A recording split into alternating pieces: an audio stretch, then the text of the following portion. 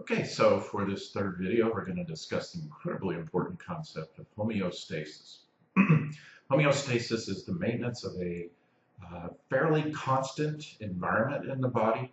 Notice I didn't say an exactly constant environment, but fairly constant. We want changes to remain small, and we want those changes to be able to respond to anything that can change around us or inside us. So if we had our blood pressure change, we got dehydrated, we'd want to be able to adapt to that in a reasonable way. Also, if we face cold, heat, wetness, dryness, we want to be able to adapt to those, maintain our body temperature, and other very important aspects of our everyday lives. So there are two ways that we can maintain homeostasis, or there are two compartments, I should say, that are involved in the maintenance of homeostasis. And we largely do it through our bodily fluids. The first compartment of our bodily fluids is known as the intracellular fluid, that fluid inside your cells, or the ICF. The intracellular fluid must have a fairly constant amount of various ions like sodium, potassium, calcium, and so forth, hormones, water amounts. So all of this must keep at a fairly constant range.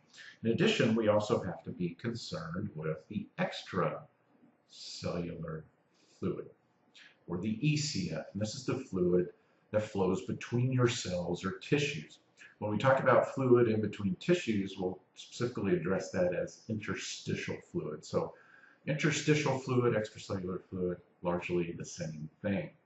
Again, we have to be concerned about concentrations of ions like sodium, potassium, calcium, hormone concentrations, neurotransmitters, all kinds of different chemicals, waste, glucose, all those different things that we need to be concerned about.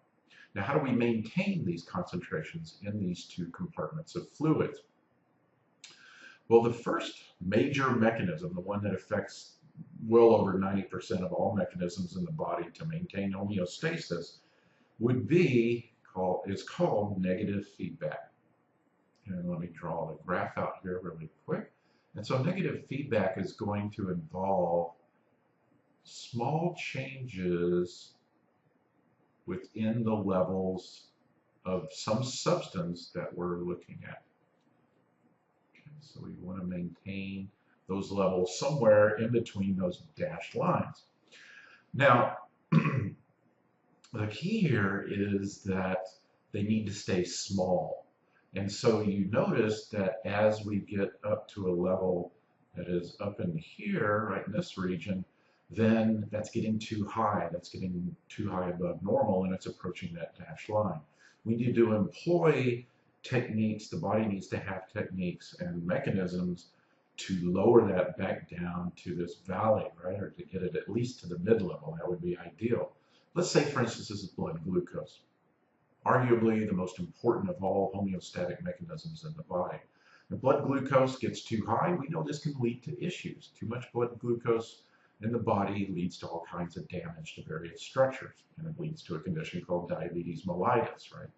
So this diabetes mellitus can occur when it gets too high, so we need a mechanism to lower it. So what will happen is this blood glucose gets higher, the body will release chemicals, perhaps hormones, that will cause the levels to be perhaps excreted out of the body at a greater rate, not absorbed as highly, have it sequestered within the liver. There are all kinds of ways to get this to lower. But when it gets too low, then we have to reverse all those, right? So we have to have increased absorption in the digestive system, less excretion by the kidneys, and more release into the bloodstream.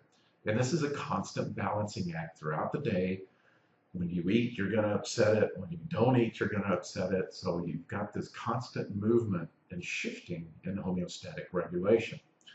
So this is called, again, negative feedback. Well, if there's negative feedback, then that goes to serve that there will be a positive feedback. And in positive feedback, we're going to start at a normal level, but we're going to allow things to maximize before they come back to normal. So we're way over this maximum line right here. And so this is termed positive feedback. Okay, so positive feedback then allows for this maximal change. There are a few processes, but again, negative feedback overwhelmingly the most important of the two types of feedback. Positive feedback we'll see with conditions like childbirth, right? So the baby turns its head and begins pressing on the wall of the uterus. The uterus is made up of muscle. The muscle becomes irritated because of the pressing of the baby's head, sends a signal to the brain. The brain goes, aha, it's time to go. Let's release some hormones. This one's called oxytocin, or actually part of it. Goes down to the uterine muscles, causes them to spasm and contract a little bit more. This allows the baby's head to press even further and deeper into the uterus, and more irritation, more signal to the brain, more oxytocin, more pressing, and this is a signal until right, the baby is born. And that's exactly how it happens, makes this kerplush sound. And so that's positive feedback. We'll address another one this semester that's very important. This has to do with the generation of electrical signals by the nervous system. That employs positive feedback in the movement of sodium ions and potassium ions. Another example you'll cover in AP2 is blood clotting. So there are a few key examples. Positive feedback, very important, but nonetheless not common at all, pretty rare in the human body. Negative feedback is the overwhelmingly most important concept.